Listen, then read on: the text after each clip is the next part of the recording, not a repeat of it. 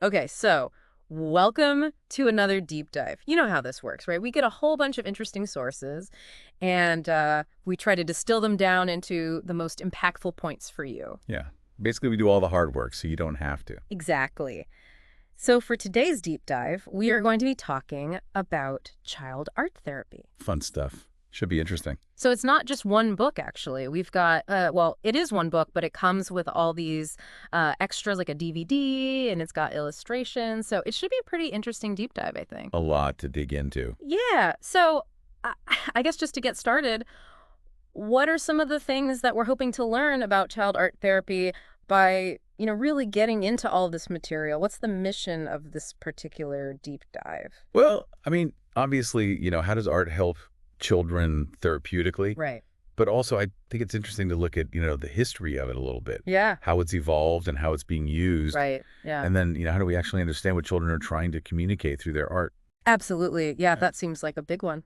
It's going to be a lot of fun to unpack. Yeah. So right off the bat, just starting with the basics, the author of this book talks about, their personal connection to art making as a way to cope with grief. And, it seems like that was sort of a foundational experience for them. Yeah, really kind of sparked that fascination with how the creative process can be healing. Yeah. And then from there, they, got into the whole professional side of things. Right. Right. So how did art therapy with children kind of evolve? Where was it practiced?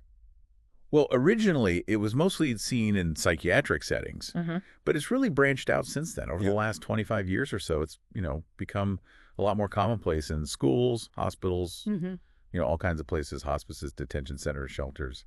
The range is huge now. It's interesting because, like you said, in the last 25 years or so, the way that we talk about children's mental health has really changed a lot. Right? Yeah, for sure. We used to use terms like minimally brain damaged, learning disabled terms that we wouldn't really use today. Now it's things like attention deficit disorder. But despite how the labels have changed, the need for understanding and supporting children emotionally hasn't gone away at all, right? No, absolutely not. If anything, it's more important than ever to find those, empathetic and effective ways to connect with them. Right. So in the book, they talk about something called a framework for freedom. What is that? Well, it's this idea that in order for kids to really benefit from art therapy, you need to create an environment where their creativity can thrive. Okay.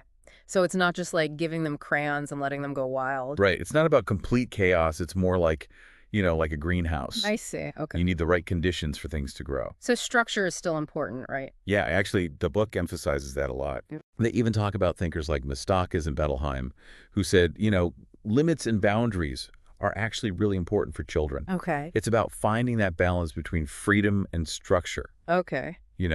Not being overly restrictive, but still giving them a sense of security. Right. Like those boundaries help them feel safe to actually explore. Exactly. It's like, a playground with a fence. I like that. Yeah. Okay. So what about the actual art therapy environment itself? What are some key things to consider? Well, consistency is huge. Like having the same materials available each time, having an organized space, and then also really accepting whatever kind of expression comes out. Right. No matter what it looks like. Exactly. Even if it seems a little bizarre, or regressive or even negative, it's all welcome. And that sends a really powerful message. Right? Oh, absolutely. It's like saying, it's okay to be you here. Right. Like this is a safe space for you to be yourself. Right.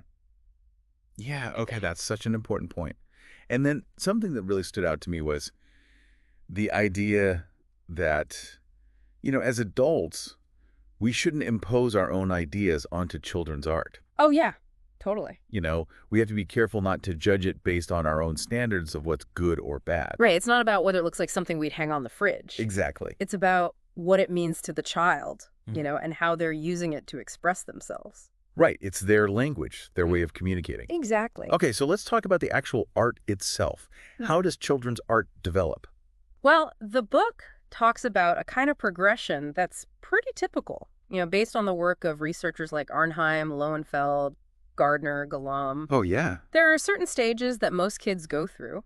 It's like watching their visual vocabulary expand over time. And it's not just about getting better at drawing realistically. Right. There's this connection between their cognitive development, their thinking and understanding, and their emotions and feelings, right? Yeah, absolutely. They Okay. call that the affective side. Okay, So it's both the what and the how of the art making that matters. I see. So, like, even when they're very young, even before they're making recognizable pictures, their art is telling us something.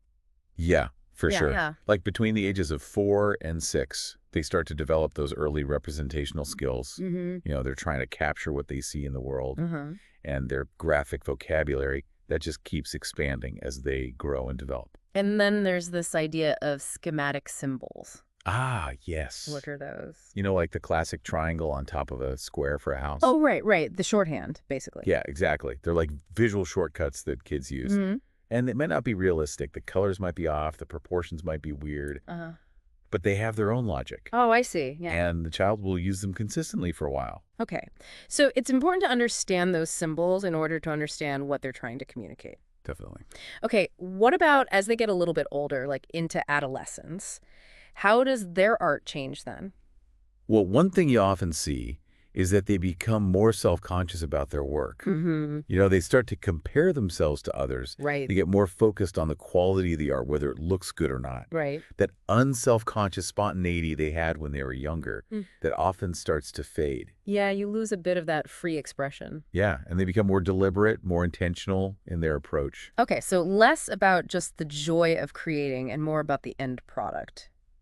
Yeah, to some extent. But, it's also a natural part of development. They're figuring out who they are, how they want to present themselves to the world. Right. And the book mentions these preferred images that some children keep coming back to, like those images that seem to hold a special meaning for them. Yeah, it's like those images are connected to some really intense feelings or experiences. Okay. So they might pop up in different forms, maybe in a drawing one day, then in a sculpture the next.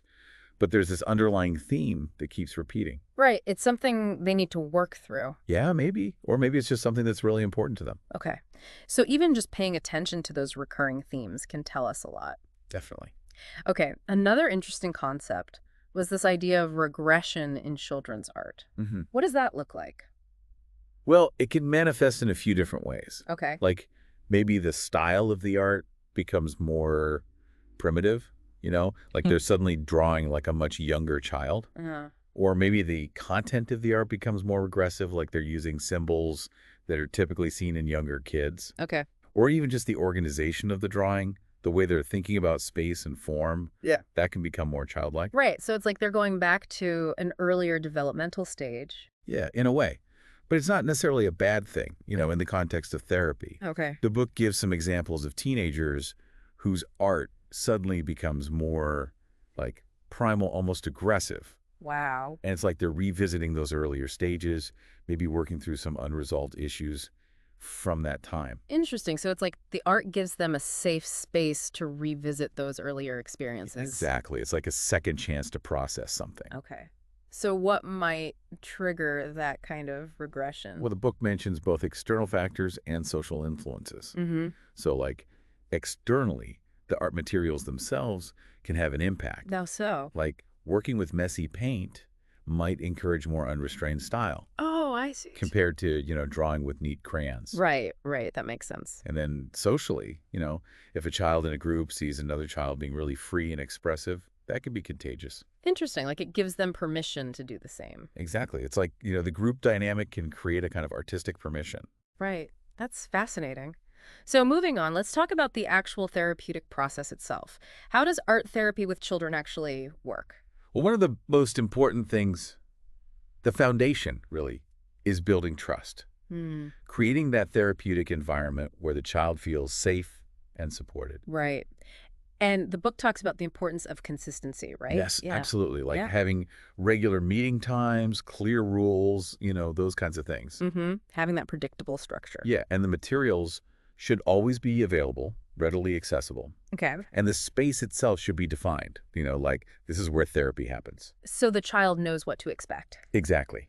That predictability can be really grounding, especially for kids who might be experiencing a lot of chaos in other parts of their lives. Right. And it's amazing how children can use art to communicate things that they might not be able to say out loud. Oh, yeah. That's one of the most powerful things about it. Yeah, there's the example of Jeremy, who created these really action-packed story pictures. And he would even use gestures and sounds as he showed them, like he was really acting out the stories. It's like the art becomes a way for them to bypass those verbal limitations. Exactly. It's like their native tongue when words fail them. And those visual narratives can be so rich and complex. Yeah. And then there's this really pivotal moment that the book talks about, this idea of facing. Ah, yes. So what is that? It's when the child starts to connect what they're expressing in their art to their own personal experiences and feelings. Okay. So it's one thing to draw an angry monster, right? Right. But it's a whole other level when they recognize that that monster might represent their own anger. Oh, wow. That's a big step. Yeah, it can be a really powerful moment. So how does the therapist handle that? Well, it depends on their approach. Okay. Some therapists might take a more reflective, non-directive stance, just kind of gently guiding the child to make their own connections. Mm-hmm. Others might be more interpretive, offering their own insights and interpretations. So there's no one right way to do it.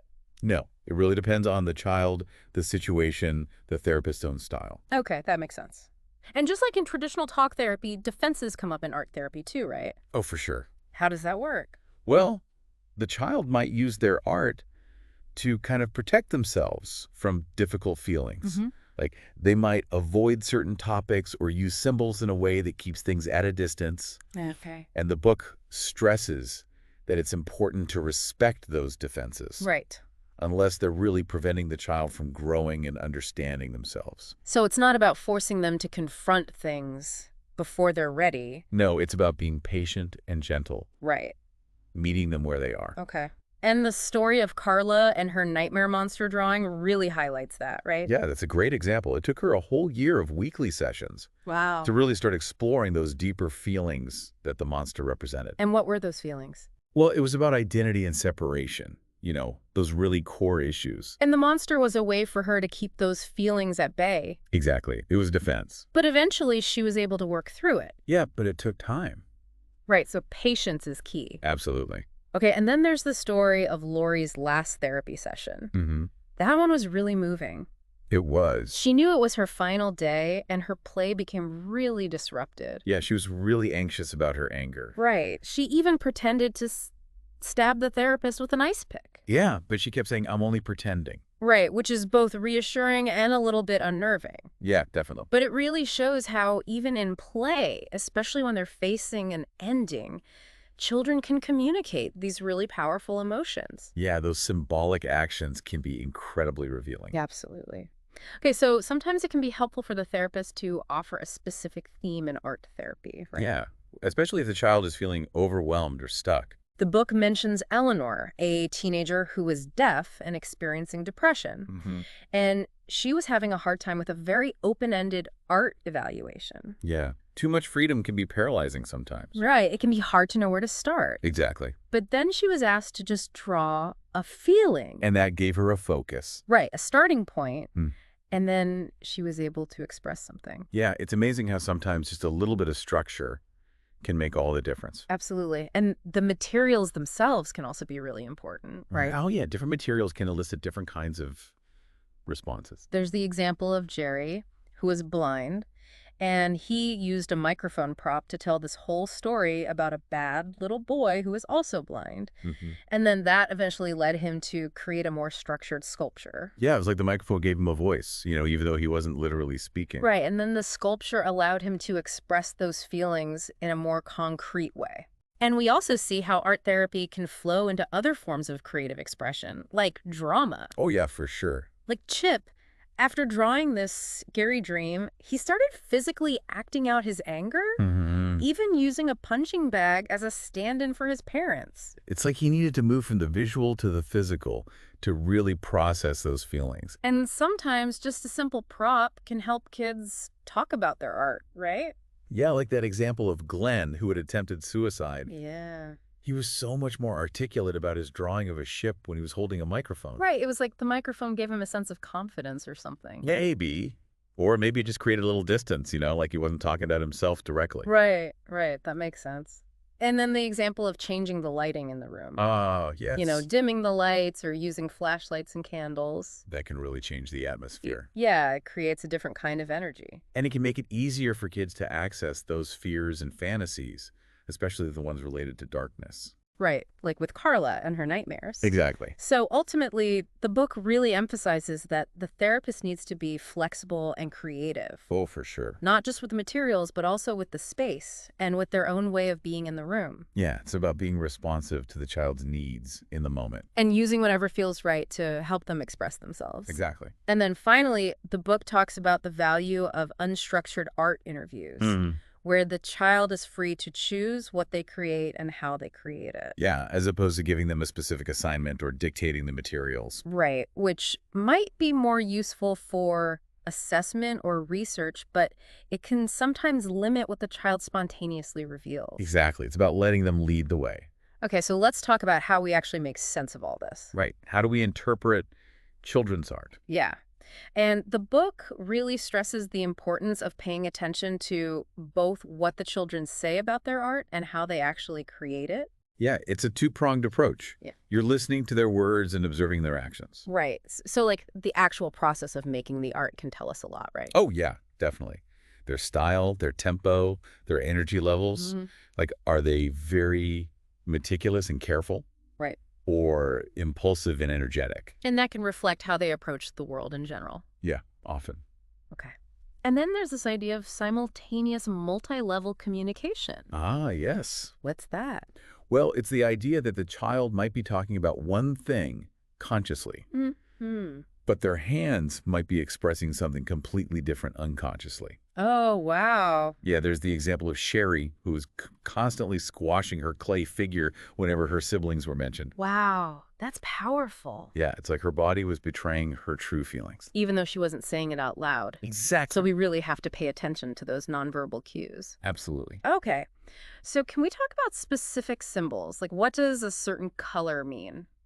Or a certain shape? Well, the book cautions against making those kinds of generalizations. Okay. You know, like saying red always means anger, or a circle always means wholeness. Right.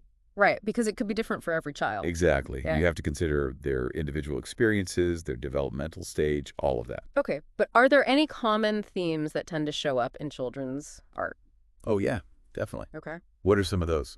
Well, themes of safety and danger are really common. Right. Good versus bad, competition, injury to oneself, family relationships. Okay, so those big universal themes. Yeah, the things that all kids grapple with. And what about self-portraits? How can those be helpful? Well, they can be really revealing, you know, in terms of how the child sees themselves. It might reflect their reality, but it might also reflect their fantasies, their fears, their wishes. It's like all these different aspects of their personality are coming together in that one image. And the book talks about Wolf's idea of looking at a whole sequence of a child's artwork over time. Yeah, to try to understand what he called their inner personality. Okay. So it's not just about one isolated drawing. Right. It's about looking for patterns, for recurring themes, for the threads that connect all their creations. Okay, that makes sense. And the book also talks about how a child's approach to the art task itself can be revealing. Oh, yeah, for sure. Like, how do they approach the materials? Do they hesitate? Do they jump right in? And that can tell us about their coping mechanisms. Yeah, how they deal with challenges. Okay. And their developmental level can also be apparent in the art. Yeah, just by looking at the formal aspects of the work. Okay, what do you mean by formal aspects? You know, like the level of detail, the use of space, those kinds of things. Okay, so even if we don't know the child's specific age, we can kind of get a sense of where they are developmentally. Yeah, often. Okay, and then there's this idea of creativity itself being a really important part of a child's healthy development. Yeah, absolutely. So it's not just about expressing emotions. Right. It's about developing this capacity for creative thinking. Exactly. And the book talks about Langer's idea of giving form to feeling, which is just a beautiful way of describing what creativity is. Yeah, I love that. And then there's the case of Ellen, which really shows how the therapeutic process can be kind of mysterious. Yeah. It's not always linear or predictable. Right. So even though her outward behavior didn't change that much, Mm-hmm. a little book that she created hinted at this real internal shift. Yeah, like something was happening beneath the surface. Right. And it really highlights the importance of not just focusing on outward behavior, but also paying attention to those more subtle expressions. Definitely. And then there's this idea of countertransference, Ah, yes. which is the therapist's own emotional reactions to the child. Mm-hmm. And the author shares their own experience of being in therapy while working with Ellen. And how that helped them understand their own responses. Right. And to ultimately be more helpful to Ellen and to other children. Yeah, it's a reminder that the therapist is a human being, too. Right, with their own emotional baggage. And that can impact the therapeutic relationship. Okay. And then there's Dorothy, who started by drawing these really destructive images and then gradually shifted to drawing the other children in the psychiatric ward. Yeah, and eventually she even included herself in the drawings. Right, as a bird flying overhead. This is a really beautiful image of healing and integration. Yeah, it really is. And then Randy and his Our Trip Through Outer Space book. That was a classic. It's such a great example of how art can help children explore their fears and anxieties. Yeah, especially the ones that are hard to talk about directly. Right. So when we think about Randy and Dorothy, who are dealing with schizophrenia, and then all those more common worries and anxieties that most children have, it reminds us that art therapy isn't just for kids with a diagnosis. No, it can be helpful for anyone. Right. And then Tim's art therapy, both individually and with his family, really highlights how art can reveal those underlying family dynamics. Yeah, those unspoken tensions and power struggles. His drawings showed how he saw his younger sister as having more power than him. And doing those family art tasks really helped to bring those patterns of communication to the surface. Exactly. It's like the art gives them a shared language to talk about those things. Right. And the book talks about specific family art therapy tasks, like asking everyone to draw the main problem in the family. Or using a seesaw as a symbol. Right. That's a good one. Yeah, anything that kind of externalizes those internal dynamics. Makes them visible. Yeah. And then there are those multimodal family evaluations where they might use things like plasticine figures to represent family members. And then they actually move them around in a shared space. Right. So it's not just about the visual representation. Yeah, it's also about the physical interaction. And that can reveal a lot about those unspoken tensions, alliances within the family. And Lori's experience with finger painting shows how art can help children work through those anxieties about getting messy. Or maybe feeling like they're not meeting a parent's expectations. Right. And then the joint art sessions with Billy and his mother really showed how differently they were seeing the same situations. Yeah, and how they were struggling to communicate. And the art became this kind of bridge between them. Yeah, a shared language that they could both understand. Okay, and then finally, there are those multimodal family art therapy sessions that combine art with drama or movement, offering even more ways for families to express themselves and connect. Yeah, it's about finding the right modality for each family. Okay, so let's talk about group art therapy. Fun stuff. It seems like a really powerful modality. Oh, absolutely. And it's also really cost effective, because you're working with multiple children at once. Right, that makes sense. And the book talks about the importance of warm-up activities, especially for older children. Yeah, especially in the beginning when everyone's still getting to know each other. There's that example of the feely-mealy box. Oh, yeah, that's a good one. It kind of mirrors that initial uncertainty of a new group experience. Right, like, what's in here? What am I supposed to do? Exactly. Okay, and then there are so many different ways to structure art activities in a group. Yeah, it's really flexible. You could have everyone working on the same topic, but with different materials. Or the same material, but different topic. Oh, a mix of structured and unstructured activities. It really depends on the group and their needs. Okay.